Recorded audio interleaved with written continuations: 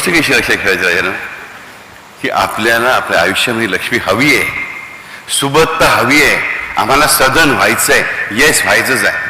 मी संन्यास मार्गाचा कुठेही पुरस्कार तर नाही आहे. अधिक पैसा मिळवणं ही चांगलीच गोष्ट आहे, पण तो क्रमाने मिळवा, चांगल्या मार्गाने मिळवा आणि जेवढा आई देईल तेवढाच आपल्याला उचित आहे ही मात्र धारणा ठेवा आणि तरी अधिक मिळवण्याची अपेक्षा ठेवा. त्यांनी नथिंग रॉंग इन दॅट, त्यामुळे काहीच चुकीचं नाही आहे. पण याची श्रमांची तयारी ठेवा, क्रमाने पुढे जाण्याची तयारी ठेवा. थोड्या श्रमामध्ये अधिक पैसा कमवण्याने कधीही कोणाचं भर झालं नाही, तसं नसतंच कधी शक्य. अरे तुम्हाला एक सांग, तुम्हाला वाटतं की तुम्ही आम्ही आपल्या बॉसला चीट केला म्हणून, बॉसला करणार नाही.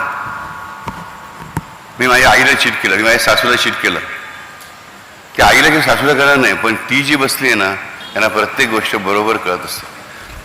आणि मग आम्हाला प्रश्न, बाबू मला एक सांगा, मला आणखी विचार, देवाला एकाच वेळेस सगळ्यांच्या मनाला कसं काय सगळं कळतं? आम्हाला एका वेळेस दोन विचार पण करता येत नाही. म्हणून तुम्ही माणूस आहात आणि तो देव आहे. कारण हे जग जन्माला घालतात याला काही मटेरियल होतं का मला सांगा? काहीच नव्हतं ना. तरी तो सगळं तयार करू शकला, कारण सगळं त्याच्यामध्येच आहे. सगळ्यांच्या मनांचे प्रवाह शेवटी येऊन त्याच्या मनालाच मिळतात हे लक्षात ठेवा. आपण ग्रंथात ते 12 वर्षापूर्वी मांडलेलं आहे, 13 वर्षापूर्वी. प्रत्येकाच्या मनाचा प्रवाहाचं कनेक्शन येऊन त्या परमात्म्याच्या मनालाच मिळतं. रुटीन गोष्टी असतात ना, एक इमॅजिनेशन करा, त्याच्याकडे असं यंत्र आहे की रुटीन गोष्टीच्या मनातले असतात, त्याने एक यंत्र तयार केलं आहे, या यंत्रामध्ये घाललं जातं, ते त्या साईजनुसार तसंच फळ मिळतं.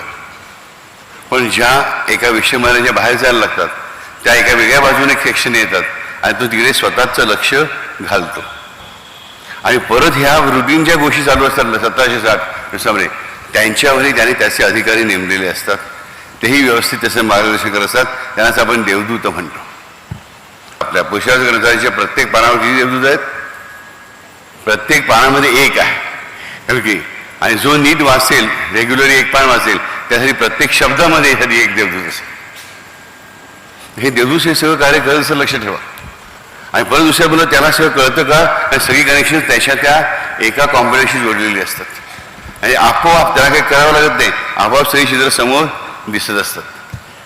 आणि म्हणून राजानुखला सांगतो, ईश्वराचा धाक बाळगा.